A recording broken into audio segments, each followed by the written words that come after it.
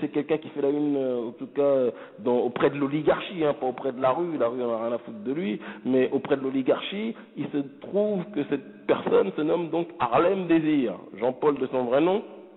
et qui s'est surnommé Harlem Désir, ça faisait plus ghetto, ça faisait plus carré, vous voyez ce que je veux dire, et que nous avons surnommé, parce qu'on est dans une continuité, Jérusalem Désir, parce qu'il sert plus les intérêts de Jérusalem que les intérêts de Harlem. Voilà, les choses ont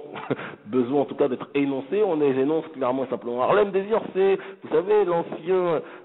homme basané, donc anciennement chevelu, donc des années 80, star du micro, financé par les bergers, Berger, c'est selon la prononciation, mais en tout cas on sait très bien quelle est la confession de ces gens, d'accord, qui avaient pour objectif de propager un message selon lequel donc c'est par le métissage industrialisé, le métissage globalisé que nous pourrions nous en sortir, que l'avenir de l'homme ce n'était pas le respect des identités, mais c'était le fait que l'on perde justement ses repères et que on soit tous dans un monde où il n'y a plus de couleurs, il n'y a plus de langues différentes, et il n'y a plus ceci, il n'y a plus de culture, etc. Et Harlem Désir était donc le porte-étendard de cela. De l'UNEF, il est passé par la suite, dans les années 80, à SOS Racisme, tribun, à l'époque efficace. Bon, en même temps, je veux dire, je ne suis pas en tant que spécialiste sur le terrain de l'art oratoire, moi, il m'a jamais fait trembler, ce mec-là, mais il a, en tout cas, avait cette capacité à énoncer un certain nombre de choses, à bouger des foules qui, de toute façon, étaient galvanisées par le rêve et la drogue qu'on leur mettait dans le cerveau, en l'occurrence, touche pas à mon pote,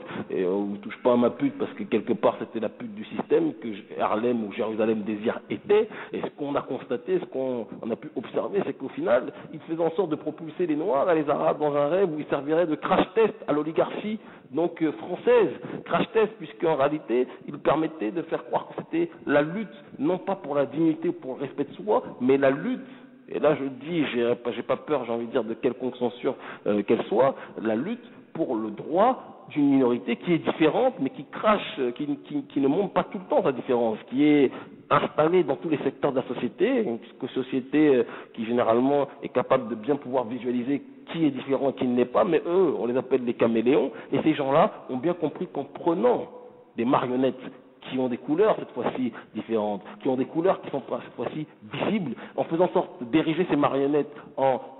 figure de la jeunesse, en figure de la société, d'accord? Les coups que ces marionnettes prendraient seraient des coups que eux éviteraient. Ces marionnettes n'étaient rien d'autre que leur porte-voix. Eux étaient les ventriloques et ces marionnettes donc parlaient, donnaient de la voix. Jérusalem Désir a fait partie de ces gens-là. SOS Racisme en a fait une structure nationalement connue, pour ne pas dire mondialement connue. L'antiracisme, escroquerie devant l'Éternel est devenue donc une démarche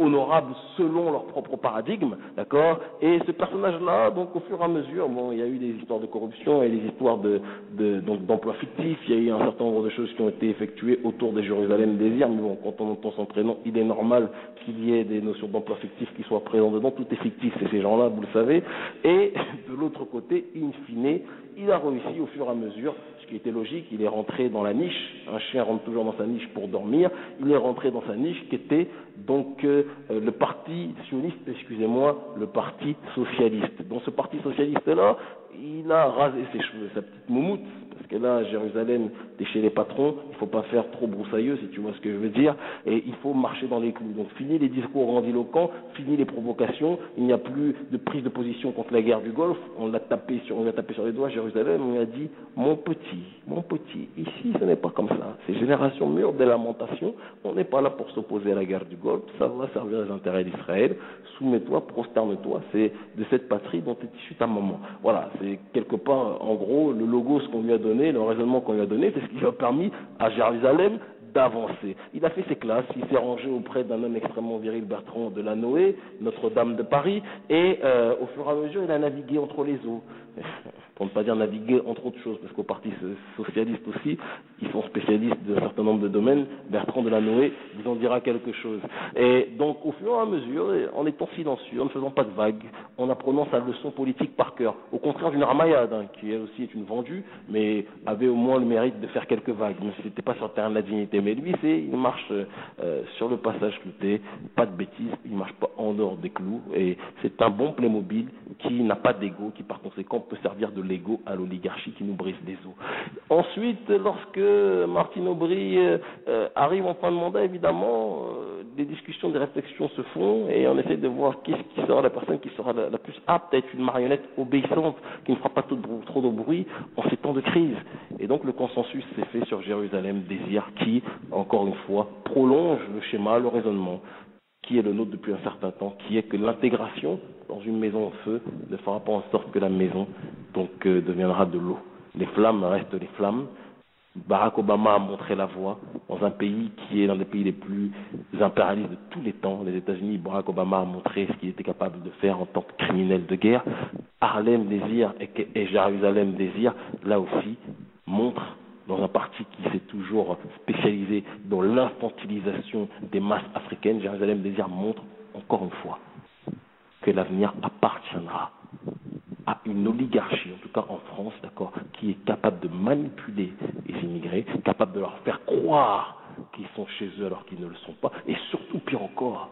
capable de leur faire croire qu'en se soumettant à un système méprisable et méprisant, ils auront la possibilité d'accéder, à quelconque gloire à partir du moment où ils accepteront le contrat qui leur a été proposé au commencement. Donc aujourd'hui, Harlem Désir, salope de la semaine, c'est ce que tu mérites, mon cher ami ou cher ennemi, c'est selon. Tu es quelqu'un qui ne t'est jamais prononcé sur le terrain de la lutte véritablement pour la dignité de ton peuple, tu ne t'es jamais intéressé aux questions de fond réelles. Tu me parlais des sans-papiers, mais ça c'est une lutte hybride construite par l'oligarchie, et je parle alors que moi-même dans ma famille j'ai des gens proches qui ont été sans-papiers à un moment de leur vie, mais ça n'a jamais été une lutte, c'est la lutte pour la dignité de notre peuple qui est la chose la plus importante. Harlem, tu ne t'es jamais préoccupé du sort de l'Afrique, tu ne t'es jamais préoccupé du sort de la Martinique, tu t'es plus préoccupé du sort du peuple de ta maman, les Juifs.